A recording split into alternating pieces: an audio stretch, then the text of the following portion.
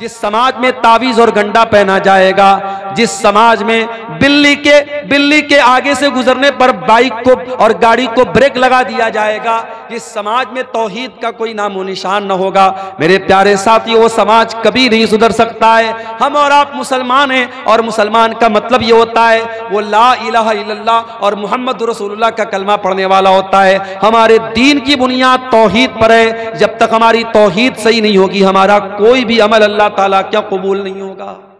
توحید جب تک درست نہیں ہے، اللہ کیا کوئی نیکی ہماری قبول نہیں ہوگی۔ اللہ کے نبی کے آنے کے پہلے مکہ میں ایک آدمی رہتا تھا جس کا نام عبداللہ بن جدعان تھا۔ بہت نیک انسان تھا، غریبوں کو کھانا کھلایا کرتا تھا، حاجیوں کی خدمت کیا کرتا تھا، حاجیوں کو پانی پلایا کرتا تھا۔ عبداللہ بن جدعان مر گیا۔ حضرت عائشہ نے اللہ کے نبی سے پوچھا، اے اللہ کے نبی، عبداللہ بن جدعان تو بڑا نیک انسان تھا، اتنی غریبوں کی مدد کیا کرتا تھا، دان پنیہ کا کام کیا کرتا تھا، خیرات کیا کرتا تھا، اے اللہ کے نبی، کیا عبداللہ بن جدعان کو اس کی نیکی قیامت کے دن کام دے گی؟ کیا وہ اللہ تعالیٰ کے جنت میں داخل ہو جائے گا؟ کیا وہ جہنم کے عذاب سے بچ جائے گا؟ اللہ کے نبی نے فرمایا کہ نہیں اے عائشہ، عبداللہ بن جدعان کی نیکی اس کے کوئی کام نہیں آئے گی۔ اے عائشہ، عبداللہ بن جدعان نے کبھی یہ نہیں کہا تھا رب اغفر لی خطیئتی یوم الدین، اے میرے پروردگار تو مجھے قیامت کے دن اپنے عذاب سے بچا لینا۔ نہ وہ قیامت کے دن کو مانتا تھا، نہ اللہ تعالیٰ کی توحید کو مانتا تھا۔ میرے پیارے ساتھیوں، جب تک توحید ہمارے اندر نہیں ہوگی، جب تک ایمان ہمارا ٹھیک نہیں ہوگا، تب تک اللہ تعالیٰ کی ہماری کوئی بھی نیکی قبول نہیں ہوگی۔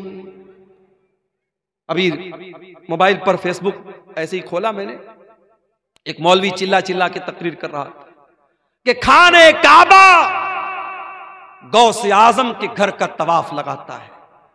غوث اعظم کس کو بولتے ہیں؟ حضرت شیخ عبد القادر جیلانی رحمۃ اللہ علیہ کو غوث اعظم بولتے ہیں۔ غوث مانے مددگار، اعظم مانے سب سے بڑا، غوث اعظم مانے سب سے بڑا مددگار۔ یعنی آج مسلمان اللہ کو نہیں، کسی ولی کو اور کسی نیک بندے کو کہہ رہا ہے کہ وہ غوث اعظم ہے، اور مسلمان کا یہ عقیدہ ہے کہ اللہ کا گھر خانہ کعبہ، جس کا ساری دنیا کے مسلمان جا کر کے طواف کرتے ہیں، خانہ کعبہ شیخ عبد القادر جیلانی کے گھر کا طواف کرتا ہے۔ میرے پیارے ساتھیوں، یہ عقیدہ مسلمان رکھ رہا ہے اور مسلمان کا مولوی بیان کر رہا ہے، اور یہی وہ عقیدہ تھا جس کے بارے میں مولانا الطاف حسین حالی نے کہا تھا کہ کرے غیر گربت کی پوجا تو کافر، کواکب میں مانے کرشمہ تو کافر، جو کہ آگ پر بیر سجدہ تو کافر، جو ٹھہرائے بیٹا خدا کا تو کافر، مگر مومنوں پر کشادہ ہیں راہیں،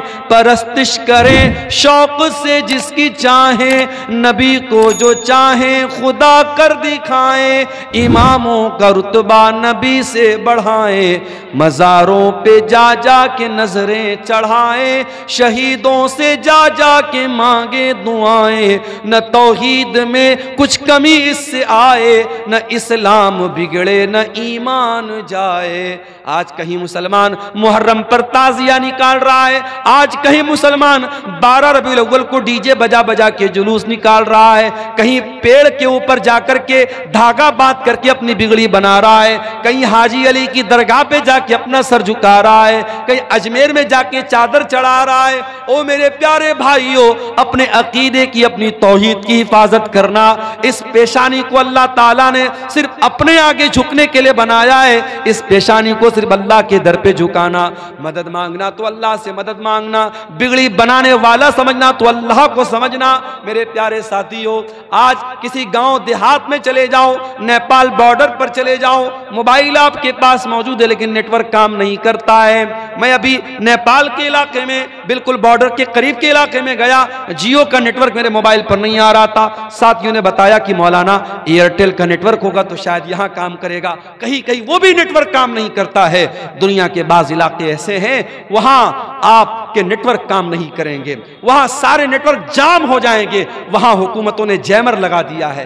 میرے پیارے ساتھیو، دنیا کے بہت سارے ایسے مقامات ہیں جہاں آپ کے موبائل کا نیٹ ورک کام نہیں کرے گا، مگر میرے اللہ کا نیٹ ورک تو ہر جگہ کام کرتا ہے۔ اللہ قرآن میں کہتا ہے امن یجیب المضطر اذا دعاہ ویکشف السوء۔ اے میرے بندو، میرے آگے تم ہاتھ پھیلاؤ، مجھ سے مانگو، میرے سامنے اپنے ہاتھوں کو پھیلاؤ، میں ضرور تمہاری دعاؤں کو سنوں گا۔ اللہ کے سوا کون ہے جو مصیبت میں پھنسے ہوئے لوگوں کی مدد کرتا ہے؟ کون ہے جو ان کو مصیبتوں سے نکالتا ہے؟ حضرت یونس علیہ السلام کو دیکھو، وہ مچھلی کے پیٹ میں پہنچے جہاں دنیا کا کوئی نیٹ ورک نہیں پہنچ سکتا، مچھلی کے پیٹ میں پہنچے جہاں تین اندھیرے ہیں، سمندر کے پانی کا بھی اندھیرا ہے، مچھلی کے پیٹ کا بھی اندھیرا ہے اور رات کا بھی اندھیرا ہے۔ تین اندھیروں میں حضرت یونس نے اللہ کو پکارا، فنادا فی الظلمات اللہ الہ الا انت سبحانک انی کنت من الظالمین۔ حضرت یونس علیہ السلام نے مچھلی کے پیٹ میں اللہ کو پکارا، کہا اے اللہ تیرے سوا میرا کوئی معبود نہیں ہے، کوئی مشکل کشا نہیں ہے، اے اللہ اس مچھلی کے پیٹ میں اگر میری فریاد کو سن سکتا ہے تو تو سن سکتا ہے۔ فنادا فی الظلمات، انہوں نے تین اندھیروں میں پکارا، لا الہ الا انت، اے اللہ تیرے سوا میرا کوئی معبود نہیں ہے، سبحانک تو پاک ہے، انی کنت من الظالمین، اے اللہ میں ظالم ہوں۔ قرآن کہتا ہے فَاسْتَجَبْنَا لَهُ وَنَجَّيْنَاهُ مِنَ الْغَمِّ، ہم نے یونس کی دعا کو سن لیا اور ہم نے یونس کو غم سے نکال دیا۔ اور اے مومنوں، اگر تم بھی اللہ سے اسی اخلاص کے ساتھ، اسی توحید کے ساتھ دعا کرو گے، وَكَذَلِكَ نُنْجِي الْمُؤْمِنِينَ، ہم تمہاری دعا کو بھی سنیں گے۔ میرے پیارے ساتھیوں، اخلاص اپنے اندر پیدا کرو، توحید اپنے اندر پیدا کرو۔ آج مسلمان اس توحید سے دور ہے، آج بزرگوں کی قبروں پر مسلمان سر جھکا رہا ہے، آج مزاروں اور قبروں پر عورتیں جا کر کے اپنے ایمان اور اپنی عصمت کا سودا کر رہی ہیں۔ وہ میری پیاری ماں بہنوں، ہمیشہ اپنی توحید کی حفاظت کرنا، مر جانا، کٹ جانا، جل جانا، اپنی توحید سے کبھی کوئی سمجھوتا نہ کرنا، اللہ کے سوا کسی اور کے آگے کبھی ہاتھ نہ پھیلانا، اللہ کے سوا کسی اور کی بڑائی کبھی نہ بیان کرنا، اپنے ایمان اور توحید پر قائم رہنا، اس کے بغیر آپ سماج کی اصلاح نہیں کر سکتے۔ اور آگے بڑھیے، سماج کی اصلاح کرنا ہے ہمیں اور آپ کو ایک کام اور بھی کرنا پڑے گا۔ مسلمان نوجوان آج پیسہ کمانے کی اندھی دوڑ میں بھاگ رہا ہے، کوئی جوا کے ذریعے پیسہ کما رہا ہے، کوئی سٹے بازی کے ذریعے پیسہ کما رہا ہے، کوئی بیاج کے ذریعے پیسہ کما رہا ہے۔ اسی بہار کے بعض علاقوں میں مجھے لوگوں نے بتایا کہ جن مسلمانوں کے پاس ڈھیر سارا پیسہ ہے وہ اپنے ہی مسلمان بھائی کو بیاج پر قرضہ دے رہے ہیں۔ اے مسلمان، تجھے معلوم نہیں کہ تیری شریعت میں اس بیاج کو کتنا بڑا گناہ قرار دیا گیا ہے؟ اللہ کے نبی نے فرمایا کہ سود کے بیاج کے 70 سے زیادہ دروازے ہیں، جس میں سب سے ہلکا دروازہ یہ ہے، سب سے ہلکا درجہ یہ ہے این کی ہر رجل امہ، کہ انسان اپنی سگی ماں کے ساتھ زنا کرے۔ اپنی سگی ماں کے ساتھ زنا کرنا جتنا بڑا پاپ ہے، جتنا بڑا گناہ ہے، اس سے بھی بڑا گناہ بیاج کی رقم کھانا ہے۔ اسلام میں بیاج کے لیے کوئی جگہ نہیں ہے، اور آج مسلمان بیاج کھا رہا ہے۔ کوئی بینک سے ملنے والا انٹرسٹ کھا رہا ہے، کوئی ایف ڈی کرا کے کھا رہا ہے، کوئی اپنے ہی مسلمان بھائی کو بیاج پر قرضہ دے کے بیاج کھا رہا ہے۔ میرے پیارے ساتھیو، یہ بیاج کی رقم تیرے گھر میں آئے گی، تیری نیکیوں کو برباد کر دے گی، تیرے گھر کے چین کو برباد کر دے گی، تیرے سکون کو برباد کر دے گی۔ اللہ کے نبی فرماتے ہیں، او لوگو کان کھول کر کے سن لو، جس جسم کی پرورش حرام کمائی سے ہو جائے، فَالنَّارُ أَوْلَى بِهِ، وہ جسم جہنم کی آگ میں ڈالا جائے گا۔ اللہ کے نبی فرماتے ہیں، ان اللہ طیب لا یقبل الا طیبا، اللہ پاک ہے اور پاک چیزوں کو قبول کرتا ہے، اللہ ناپاک چیزوں کو قبول نہیں کرتا ہے۔ پھر اللہ کے نبی فرماتے ہیں، او لوگو، اللہ قرآن میں ایمان والوں کو بھی یہی حکم دیتا ہے، یا ایھا الذین آمنوا کلوا مما فی الارض حلالا طیبا، اے ایمان والو، زمین کے اندر جو حلال چیزیں وہ کھایا کرو۔ اور اللہ اپنے رسولوں سے کہتا کہتا ہے یا ایھا الرسل کلوا من الطیبات واعملوا صالحا، اے میرے پیغمبرو، اے میرے رسولو، پاک چیزوں کو کھایا کرو، حلال چیزوں کو کھایا کرو۔ رسولوں کو بھی اللہ نے حلال کھانے کا حکم دیا اور ایمان والوں کو بھی اللہ نے حلال کھانے کا حکم دیا۔ اور آگے اللہ کے نبی فرماتے ہیں ایک آدمی بہت لمبا سفر کر کے آتا ہے، اس کے بال میلے کچیلے ہو جاتے ہیں، اس کے کپڑے گندے ہو جاتے ہیں، اور وہ ہاتھوں کو اٹھا اٹھا کے دعا کرتا ہے اور کہتا ہے کہ اے میرے رب، اے میرے رب، لیکن اس کا کھانا حرام کمائی کا، اس کا پانی حرام کمائی کا، اس کا لباس حرام کمائی کا، اس کی پرورش حرام کمائی کی، فَأَنَّا يُسْتَجَابُ لِذَلِكَ، اللہ کے نبی فرماتے ہیں اس انسان کی دعا کہاں سے قبول ہوگی؟ او میرے پیارے ساتھیوں، آج ہر جلسے میں دعا ہو رہی ہے، ہر پروگرام میں دعا ہو رہی ہے، پھر بھی ظالم کے ظلم نہیں رک رہا ہے، پھر بھی ہماری جان و مال پر حملے ہو رہے ہیں، ہماری مسجدوں پر حملے ہو رہے ہیں۔ کہیں ایسا تو نہیں کہ ہماری حرام خوری کی وجہ سے ہماری دعائیں قبول نہیں ہو رہی ہیں؟ او لوگوں، اپنی کمائیوں کو حلال کر لو، جب تک کمائی حلال نہ ہوگی تب تک اللہ تعالیٰ دعاؤں کو قبول نہیں کرے گا۔ سود کھا رہا ہے مسلمان، بیاج کھا رہا ہے مسلمان۔ ہمارے کتنے نوجوان ہیں جو آن لائن جوا کھیل رہے ہیں، سٹے بازی کر رہے ہیں، کوئی کرکٹ کے میچ پر سٹا لگا رہا ہے، کوئی ایویٹر گیم میں پیسے لگا رہا ہے، کوئی شیئر مارکیٹ میں جو حرام شکلیں ہیں ان میں پیسہ لگا کے پیسہ کمانا چاہتا ہے۔ وہ لوگوں، حلال طریقے سے کروڑوں کما لو، حرام طریقے سے 10 روپیہ بھی نہ کمانا، حرام کمائی آپ کی نیکیوں کو برباد کر دے گی۔ اور آگے بڑھیے، سماج کی اصلاح اگر کرنی ہے، اپنی عورتوں کی بھی اصلاح کرنا بہت ضروری ہے۔ وہ میری پیاری ماں بہنوں، جس اسلام کے اندر آپ کو یہ حکم دیا گیا وَقَرْنَ فِي بُيُوتِكُنَّ، اے عورتوں تم اپنے گھر میں عزت کے ساتھ رہا کرو، وَلَا تَبَرَّجْنَ تَبَرُّجَ الْجَاهِلِيَّةِ الْأُولَى، اور جب تم گھر سے نکلا کرو تو بن سنور کر کے نہ نکلا کرو۔ او میری پیاری ماں بہنوں، آپ نماز پڑھنے کے لیے گھر سے نکلیں، آپ جمعہ کی نماز پڑھنے کے لیے گھر سے نکلیں، آپ تراویح کی نماز پڑھنے کے لیے گھر سے نکلیں۔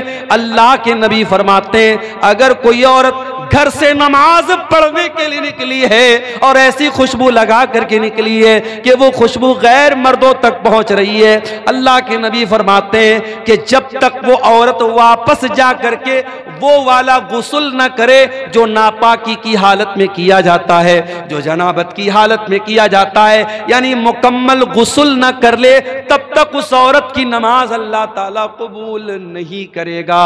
میری پیاری ماں بہنوں، جو اسلام آپ کو نماز پڑھنے کے لیے خوشبو لگا کر آنے کی اجازت نہیں دیتا، وہ کسی میلے ٹھیلے میں جانے کے لیے، کسی بازار میں جانے کے لیے، کسی جگہ گھومنے پھرنے کے لیے اپنے آپ کو سجا سنوار کر کے، اور آج جب سے کورونا کا دور آیا ہم نے اسی کٹیہار اور سیمانچل اور ارریہ کے علاقے میں دیکھا کہ پہلے جو لڑکیاں پورا نقاب لگایا کرتی تھی، جو پہلے لڑکیاں پورا حجاب لگایا کرتی تھی، اب حجاب کو تو چھوڑ دیا گیا، اب بہت کرتی ہیں تو کیا کرتی ہیں، کپڑا تو وہی نارمل پہنے ہوئے ہیں، وہی نارمل کپڑا پہنے ہوئے ہیں، بس چہرے کے اوپر ایک ماسک لگا لیا اور ماسک کو سمجھ لیا کہ یہ پردے کا الٹرنیٹ ہو گیا۔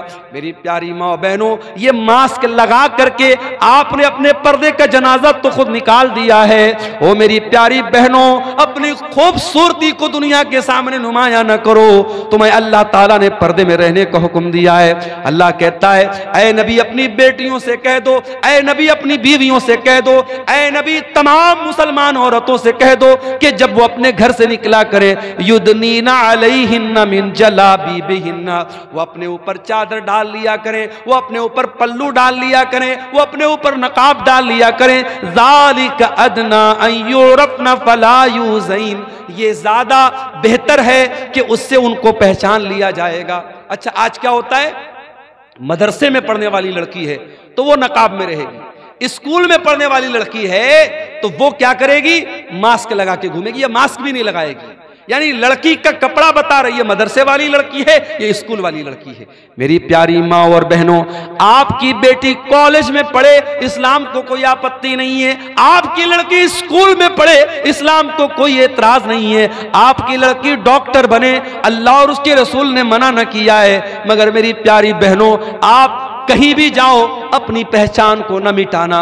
اور میں ایسی بھی اپنی بہنوں کو جانتا ہوں، کالج وہ جا رہی ہیں، سر سے پیر تک نقاب میں جا رہی ہیں، اپنی کلاس میں اپنے ٹیچر کے سامنے بھی وہ نقاب میں رہتی ہیں۔ میں ایسی مسلمان لڑکیوں کو بھی جانتا ہوں، ان کے کالج میں جب ڈگری دی گئی، جب گولڈ میڈل دیا گیا اور گولڈ میڈل دینے کے ٹائم ان سے کہا گیا کہ جب تک آپ اپنے چہرے کا نقاب نہیں اتاریں گی ہم آپ کو گولڈ میڈل نہیں دیں گے۔ اس مسلمان لڑکی نے گولڈ میڈل لینے سے انکار کر دیا، اس لڑکی نے ڈگری لینے سے انکار کر دیا، مگر اپنے چہرے کو دنیا کے سامنے نقاب کو کھولنا گوارا نہ کیا۔ او میری پیاری بہنوں، ایسی دیندار بہنوں کی آج ضرورت ہے۔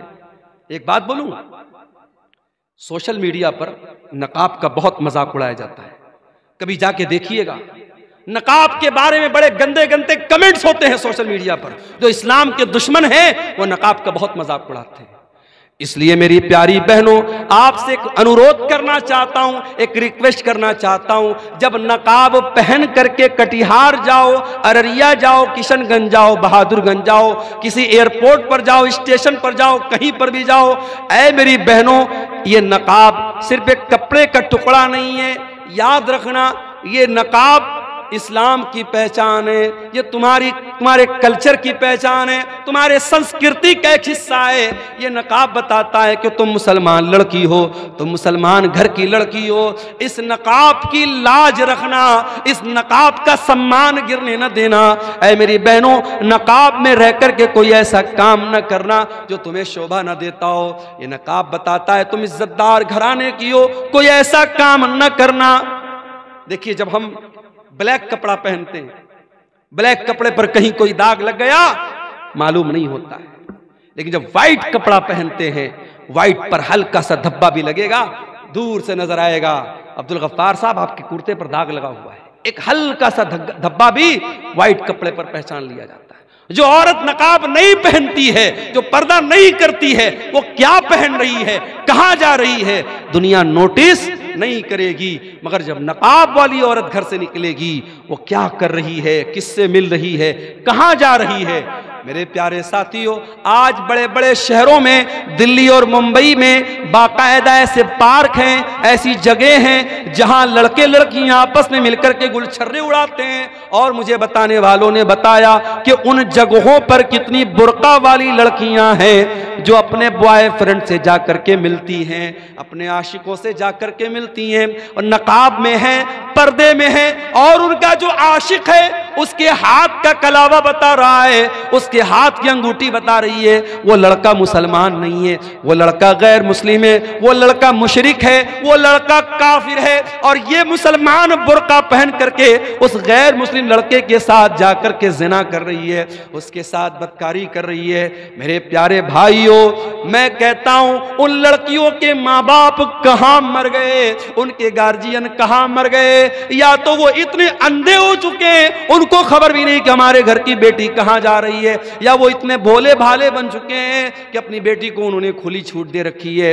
میرے پیارے ساتھیوں، آپ کی بھی ذمہ داری ہے، اگر آپ بیٹی کے باپ ہیں، آپ بیٹی کے گارجین ہیں، یہ بہت بڑی ذمہ داری آپ کے کندھے پر ہے۔ اللہ قیامت کے دن پوچھے گا، اس قدر برائی کا دور تھا، لڑکے لڑکیاں اتنا زنا کر رہے تھے، اور تیرے گھر میں جوان بیٹیاں تھی، تو نے اپنے بیٹیوں کی دیکھ ریکھ کیوں نہ کی، تو نے اپنی بیٹیوں کی صحیح تربیت کیوں نہ کی؟ او میرے پیارے بھائیوں، بچپن سے اپنی بچیوں کو اتنی اچھی تربیت دو، اتنا نیک بناؤ، اتنا دیندار بناؤ کہ کل جب تمہاری بیٹیاں جوان ہو جائیں اور غلط کوئی کام کرنے کے لیے ان کو اکسائیں تو ان کے دل میں یہ خیال آئے کہ نہیں نہیں، میرے باپ نے جو تربیت کی ہے وہ تربیت مجھے غلط قدم اٹھانے نہیں دے گی۔ اور یاد رکھیے، جب بھی کوئی لڑکی بگڑتی ہے، جب بھی کوئی لڑکی غلط راستے پر جاتی ہے، تجربے کی بات آپ کو بتا رہا ہوں، ایکسپیرینس کی اور انوبھو کی بات آپ کو بتا رہا ہوں، لڑکیوں کے بگڑنے میں 3 لوگوں کا بہت بڑا ہاتھ ہوتا ہے۔ لڑکی اگر بگڑ رہی ہے، غلط راستے پہ جا رہی ہے، 3 لوگوں کا بہت بڑا ہاتھ ہے۔ کون 3 لوگ؟ جب حضرت مریم کو بچہ ہوا، عیسیٰ علیہ السلام پیدا ہوئے، اور مریم اپنے بچے کو لے کر کے قوم کے پاس پہنچی ہیں، تو قوم کے لوگوں نے کیا کہا تھا؟ یا اخت ہارون ما کان ابوک امرأ سوء وما کانت امک بغیہ، اے ہارون کی بہن، مریم کے کوئی بھائی تھے جن کا نام ہارون تھا، وہ بھی بہت نیک انسان تھے. اے ہارون کی بہن، نہ تو تیرا باپ برا انسان تھا، نہ تیری ماں بد چلن تھی. اے مریم، تو یہ پاپ کہاں سے لے کے آ گئی؟ علماء نے لکھا ہے پتہ یہ چلا کہ اگر لڑکی کا بھائی اچھا ہو، لڑکی کی ماں اچھی ہو اور لڑکی کا باپ اچھا ہو تو لڑکی کے بگڑنے کے چانسز بہت کم ہوتے ہیں. اگر لڑکیاں بہک رہی ہیں، اس کا مطلب یہ ہوا کہ بھائی گڑبڑ ہے یا ماں گڑبڑ ہے یا باپ گڑبڑ ہے. یہ تین رشتے بہت اہمیت رکھتے ہیں.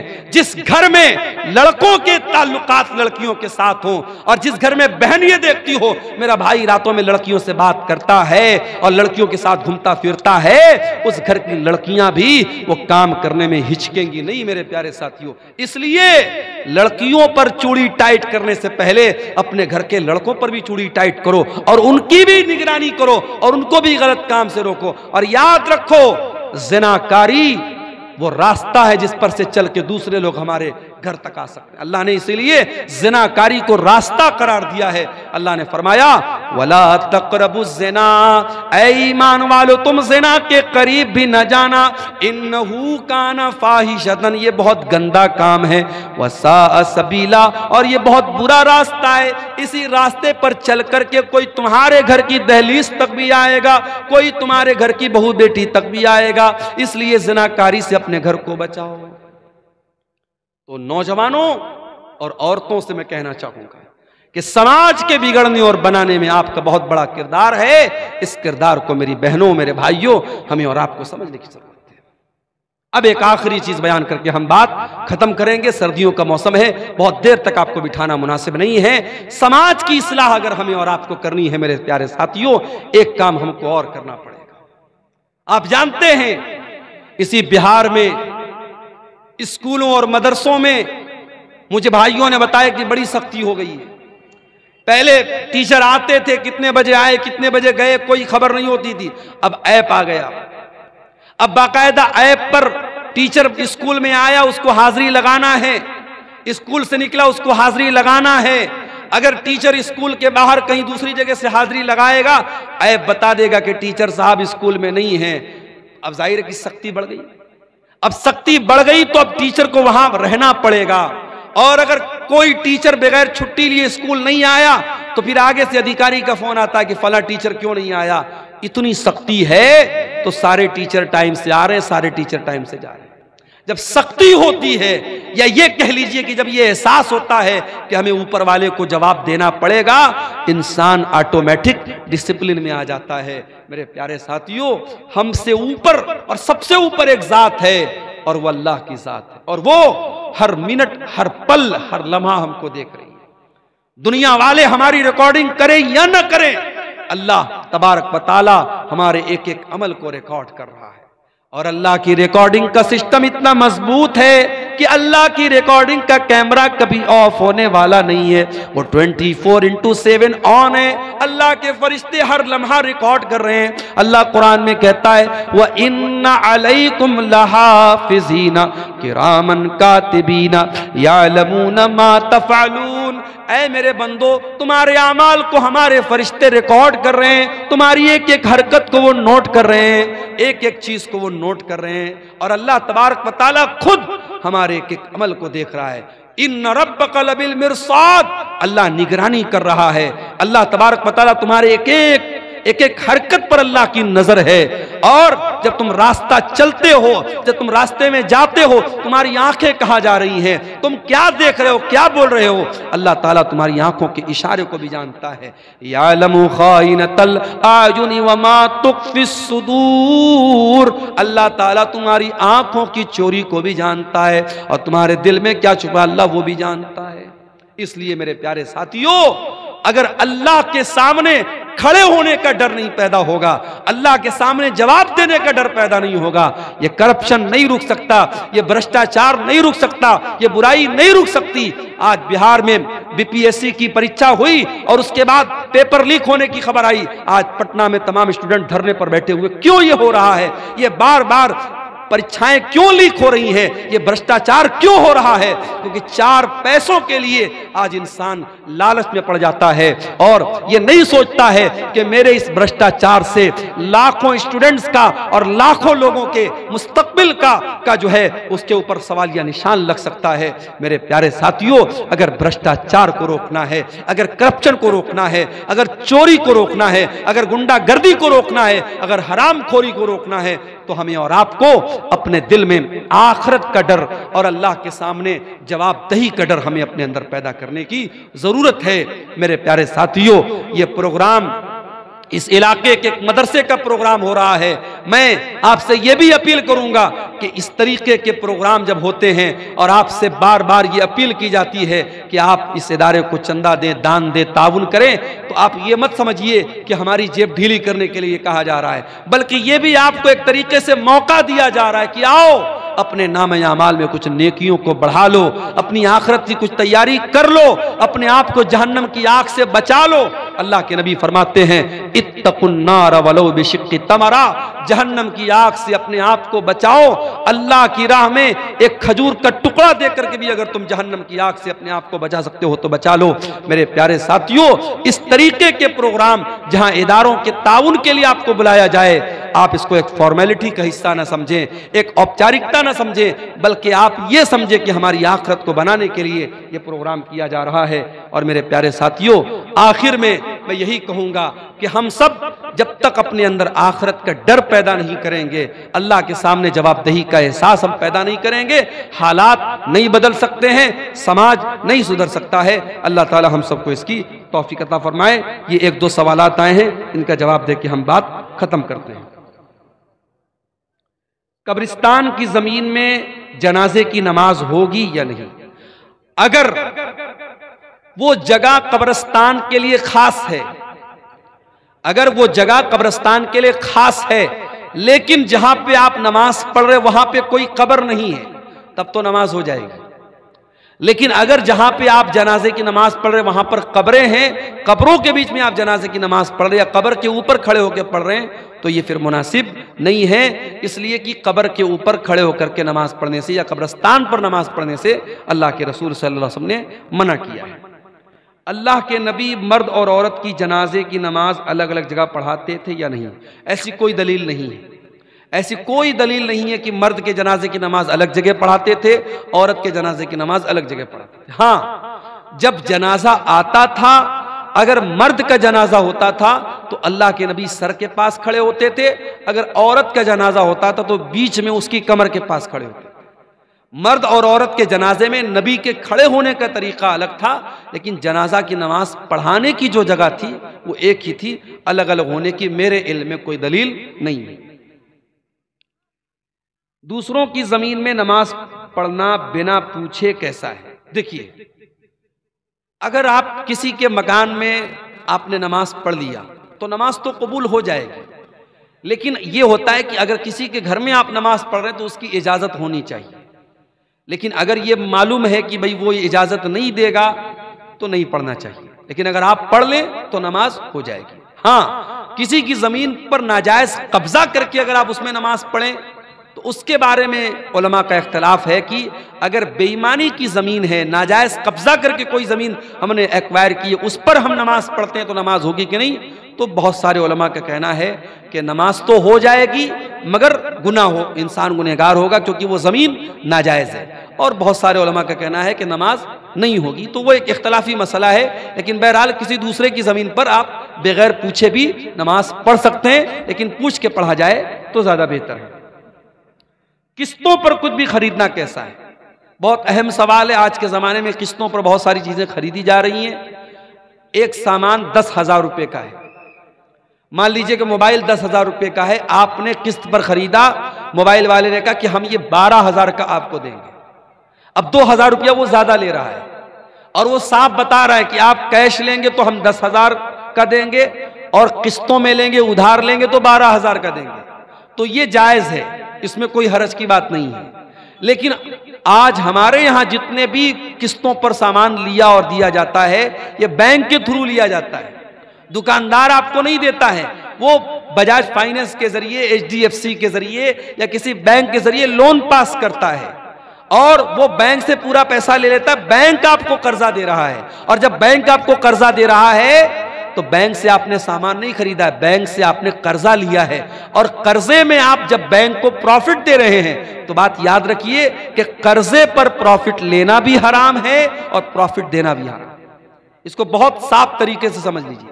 سامان میں ادھار کی اور نقد کی قیمت الگ ہو سکتی ہے, لیکن آپ کسی سے قرضہ لیں گے تو اس میں اگر کم زیادہ رہے گا تو وہ گناہ کا کام ہے. اور آج جتنی بھی فائنینس کی اسکیم ہے سب بینک کے تھرو ہوتی ہے, اور وہ دکاندار بینک سے پورا پیسہ لیتا ہے اور بینک آپ کو ادھار دے رہا ہے. تو اس لیے یہ شکل صحیح نہیں ہے, یہ جائز نہیں ہے. دوسری بات یہ کہ بعض انٹرسٹ کہتے ہیں 0% انٹرسٹ, کہتے ہیں صاحب جتنے کا سامان اتنا ہی پیسہ آپ کو دینا ہے, ایکسٹرا نہیں دینا ہے, مگر اس میں کچھ ڈھکے چھپے کچھ خرچے رہتے ہیں. جیسے پروسیسنگ چارج رہتا ہے, 10,000 کا آپ موبائل لیں گے 1,000 روپیہ پروسیسنگ چارج لگے گا.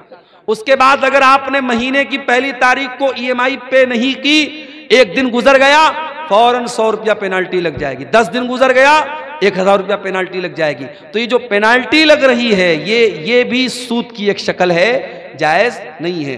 اس لیے ہمارے یہاں جو فائنینس کا جو سسٹم ہے یہ بہت ہی خطرناک ہے شریعت کے اعتبار سے, اور اس میں سود کی شکل موجود ہے. ہمیں اور آپ کو اس کو اوائڈ ہی کرنا چاہیے, اس سے پرہیز ہی کرنا چاہیے. یہ بالکل بھی مناسب نہیں ہے, کیونکہ سود کا لینا بھی حرام ہے اور سود کا دینا بھی حرام ہے. عورت کو نوکری کرنا چاہیے یا نہیں, سرکاری ہو یا غیر سرکاری؟ عورت نوکری کر سکتی ہے, شرط یہ ہے کہ وہ پردے میں رہ کے نوکری کرے اور اس کی نوکری میں غیر مردوں کے ساتھ انٹریکشن اس کا نہ ہو. اگر اس کو غیر مردوں کے سامنے جا کے کھڑے ہونا پڑ رہا ہے, ان کے ساتھ تنہائی اختیار کرنا پڑ رہا ہے, غیر مردوں کے ساتھ اکیلے میں ملنا پڑ رہا ہے, تو پھر ایسی نوکری عورت کو نہیں کرنا چاہیے. اس لیے کہ جب کوئی عورت کسی غیر مرد کے ساتھ تنہائی میں ملے گی تو اللہ کے نبی فرماتے تیسرا وہاں شیطان ہوگا اور وہ شیطان اپنا کام کرے گا. آج بہت سارے آفیسز میں عورتیں کام کرتی ہیں سیکریٹری کے طور پہ, اور باس کی نوکری کرتی ہیں, اور اس کے بعد بہت سارے ان کے ساتھ معاملات پیش آتے ہیں. تو شریعت میں اگر پردے کے ساتھ اور عزت اور شرافت کے ساتھ اگر کوئی نوکری عورت کو مل رہی ہے تو وہ کر سکتی ہے. لیکن یہ بھی یاد رکھیے کہ نوکری کرنا یہ عورت کا کام نہیں ہے, عورت کی ڈیوٹی نہیں ہے. کما کر کے لانا مرد کی ڈیوٹی ہے. اگر مرد کی کمائی سے گھر چل رہا ہے, سکون کی روزی آ رہی ہے, تو اسی پر اکتفا کیا جائے, بلا وجہ عورت سے نوکری نہ کرا جائے. لیکن اگر عزت کے ساتھ اور پردے کے ساتھ عورت نوکری کرنا چاہے تو کر سکتی ہے, کوئی حرج کی بات نہیں ہے. ٹھیکے پر زمین لینا اور سالانہ کچھ کیا لکھا ہے کٹوتی کرنا, کیا مطلب ہے؟ ٹھیکے پر زمین لینے کا کیا مطلب ہے؟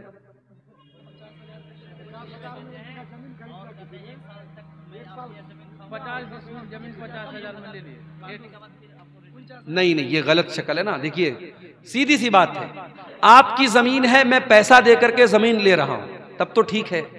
اب میں نے آپ کو پیسہ دیا اور آپ نے مجھے زمین دیا, اب 1 سال تک میں آپ کی زمین سے فائدہ اٹھاؤں اور آپ میرے پیسے سے فائدہ اٹھائیں, تو یہ شکل بھی سود کی شکل ہے. اس کا مطلب یہ ہوا کہ آپ نے مجھ کو جو زمین دی اور میں نے آپ کو 1 لاکھ روپیہ دیا, تو 1 لاکھ میں نے ادھار دیا آپ کو, اور ادھار کا بینیفٹ کیا اٹھایا جا رہا ہے کہ زمین لی جا رہی ہے. تو ادھار پیسے پر کسی بھی طریقے کا بینیفٹ لینا صحیح نہیں ہے. آپ زمین کا اگر لین دین کر رہے ہیں, ایک ہوتا ہے کہ ایڈوانس دے دیا, 1 لاکھ روپیہ ہم نے ایڈوانس دے دیا, 1 سال میں ہم پورا پیسہ ادا کریں, وہ ایک الگ شکل ہو گئی. لیکن اگر کسی کو زمین ہم نے پیسہ اس سے زمین لے لی اور 1 سال تک ہم نے فائدہ اٹھایا اور اس کے بعد پیسہ واپس کر دیا اور زمین والے نے زمین واپس کر لی, تو پھر یہ شکل صحیح نہیں ہے. باقی مزید اس کی جو شکلیں ہیں وہ آپ اپنے علاقائی علماء سے سمجھ لیں تو زیادہ بہتر ہے. پتی پتنی آپس میں ملاقات کے دوران کسی پرکار کے, جو بہت مشہور چیز ہے ہمارے یہاں, میں نام نہیں پڑھ رہا ہوں اس کا, سوالات کا, کیونکہ بچے وغیرہ بھی بیٹھے ہیں, میاں بیوی کی ملاقات کے پہلے حمل کو روکنے کے لیے جو طریقے استعمال ہوتے ہیں, 2-3 شکلیں ہمارے یہاں زیادہ رائج ہیں. جیسے وہ خواتین گولی وغیرہ لیتی ہیں یا مرد حضرات کچھ چیزوں کو استعمال کرتے ہیں. تو سوال پوچھا گیا کہ اس کو استعمال کرنا کیسا ہے. تو دیکھیے اب ظاہر ہے کہ اللہ کے رسول کے دور میں یا صحابہ کے دور میں تو یہ چیزیں نہیں تھیں, لیکن اس دور میں بھی प्रेगनेंसी نہ ہو، حمل نہ ہو، اس کے لیے کچھ طریقے اپنائے جاتے تھے۔ ایک طریقہ تھا عزل کا طریقہ۔ تو عزل کا جو طریقہ تھا اس میں یہ تھا کہ مرد جو ہوتا تھا وہ یعنی یہ نوبت ہی نہ پیدا ہو کہ پریگننسی کا کوئی معاملہ پیش آئے، وہ ایسا طریقہ اپناتا تھا۔ تو اللہ کے نبی صلی اللہ علیہ وسلم نے اس کو حرام قرار، آپ نے کہا بچو تو بہتر ہے، لیکن آپ نے حرام قرار نہیں دیا۔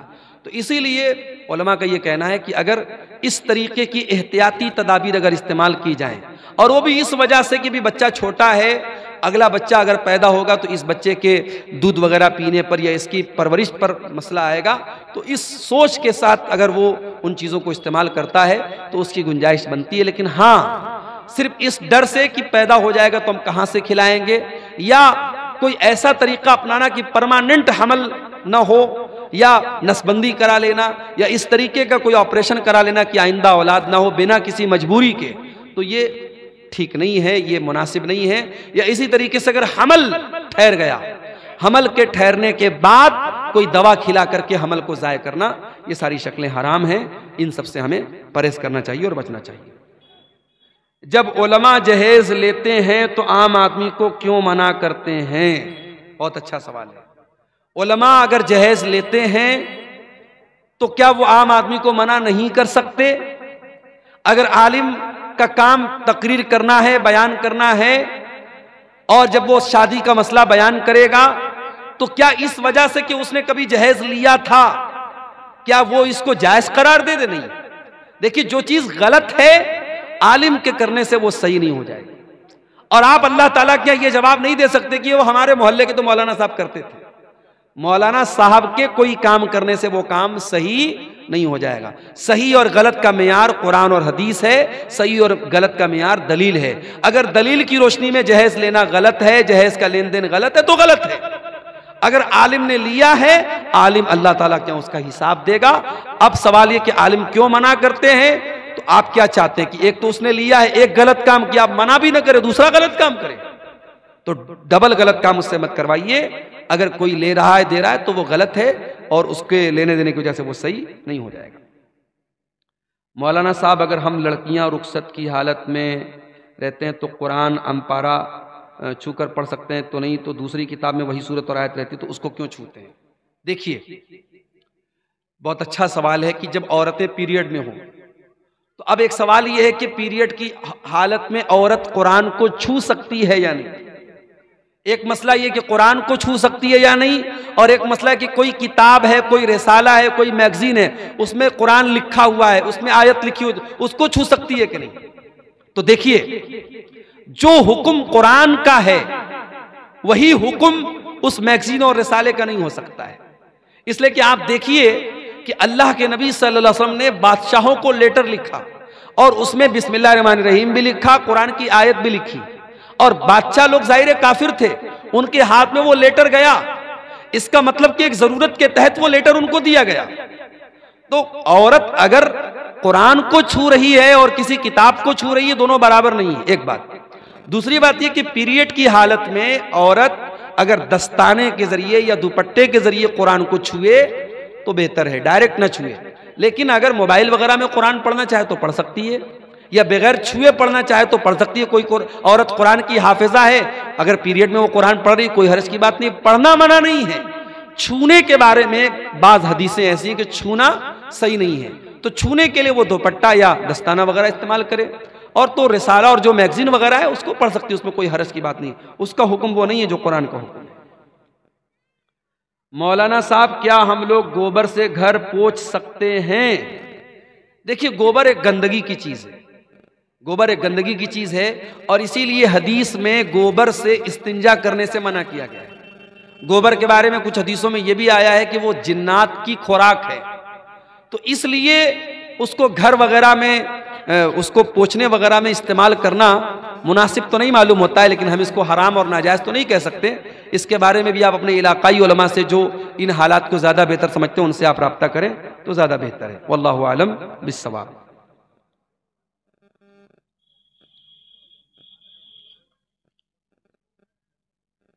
یہ کسی بھائی نے 2000 روپے کا چندہ پیش کیا ہے مدرسے کے لیے، اللہ تعالیٰ اس کے اس چندے کو قبول فرمائے اور جو بھی ہمارے بھائیوں نے اس کار خیر میں حصہ لیا ہے، اللہ سب کی نیکیوں کو قبول فرمائے۔ اناج کی جی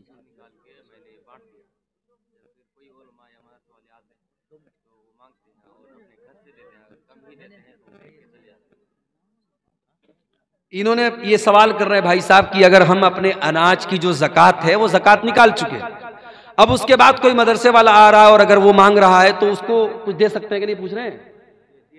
ہاں دیکھیے، آپ نے جب زکوٰۃ نکال دی، آپ کے کھیت میں اتنا اناج پیدا ہوتا ہے، آپ نے اس کو کیلکولیٹ کر لیا کہ میرے اوپر اتنی زکوٰۃ فرض ہے، اتنا دھان آپ نے اللہ کی راہ میں دے دیا، اب اس سے زیادہ آپ کو دینا ضروری نہیں ہے۔ اب کوئی مدرسے والا آیا تو آپ صدقہ کے طور پہ، دان کے طور پہ اس کو کچھ دے دیے تو وہ اس پر آپ کو ثواب ملے گا، لیکن وہ فرض نہیں ہے، فرض اتنا ہی ہے جتنا آپ کے اوپر زکوٰۃ بنتی ہے۔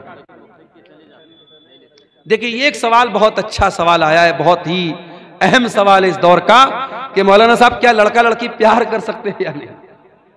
یہ سوال جو ہے ہمارے نوجوانوں کا فیورٹ سوال ہے کہ لڑکا لڑکی پیار کر سکتے ہیں یا نہیں۔ تو بھائی، لڑکا لڑکی بالکل پیار کر سکتے ہیں، لائسنس حاصل کرنے کے بعد پیار کر سکتے ہیں، اور وہ لائسنس ہے نکاح کا۔ نکاح کے پہلے پیار اسلام میں نہیں ہے، ٹھیک ہے؟ اگر بائی چانس اگر کسی لڑکی کی، بھئی ہمارے یہاں بے پردگی کا دور ہے، اسلام میں تو بے پردگی جائز نہیں ہے، تو اس بے پردگی کے دور میں کسی لڑکی پر نظر پڑ گئی اور اس لڑکی کی خوبصورتی پر کسی لڑکے کا دل آ گیا، تو اب وہ کیا کرے؟ ہمارے یہاں طریقہ کیا ہے؟ موبائل نمبر حاصل کرے، چیٹنگ کرے، باتیں کرے، یہی ہوتا ہے، ہو رہا ہے۔ اسلام کا طریقہ یہ ہے کہ اگر کسی لڑکی کے بارے میں آپ کو پتا لگا کہ وہ لڑکی خوبصورت ہے یا اچھی ہے، دیندار ہے، تو آپ پراپر چینل اپنائیے، صحیح طریقہ اپنائیے، آپ لڑکی کے ماں باپ کے پاس نکاح کا پیغام بھیجیے۔ اگر وہ نکاح کا پیغام ایکسپٹ کر لیتے ہیں، آپ نکاح کر لیجئے، نکاح کے بعد خوب پیار کیجئے۔ لیکن یہ جو ہو رہا ہے کہ صاحب کپڑا بدلنے کی طرح پیار ہو رہا ہے، صاحب صبح کو کسی اور کے ساتھ اور شام کو کسی اور کے ساتھ، آج بریک اپ ہوا، کل پیچ اپ ہوا، یہ جو نئی جنریشن میں ہو رہا ہے، یہ بالکل بے حیائی ہے اور یہ حرام کاری ہے۔ اللہ ہمارے نوجوانوں کی اس سے حفاظت کرے۔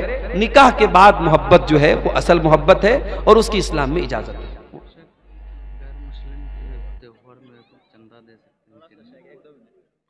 غیر مسلم کے تہوار میں چندہ دے سکتے ہیں یا نہیں؟ دیکھیے، غیر مسلموں کے جو بھی تہوار ہوتے ہیں، ظاہر ہے کہ وہ شرک کا تہوار ہوتا ہے، اور شرک کے تہوار میں ہمیں سپورٹ تو نہیں کرنا چاہیے، لیکن اگر ہم کسی ایسے علاقے میں رہتے ہیں جہاں سب لوگ مل جل کر کے رہتے ہیں اور وہاں اگر ہم نے چندہ نہیں دیا تو فتنہ فساد پیدا ہو سکتا ہے، مسائل پیدا ہو سکتے ہیں، تو صرف ان کے شر سے بچنے کے لیے، کسی سپورٹ کے طور پہ نہیں، یا یہ سوچ کر کے نہیں کہ ہم ایگری ہیں ان کے شرک سے یا ان کے شرک میں ہم شامل ہو رہے ہیں، صرف ان کے شر سے بچنے کے لیے اگر کچھ رقم دے دی جائے تو اس کی گنجائش بنتی ہے، وہ جائز ہے۔ لیکن بعض مسلمان کیا کرتے ہیں؟ باقاعدہ شامل ہوتے ہیں اور ان کے پورے تہوار میں ہر طریقے سے سپورٹ کرتے ہیں۔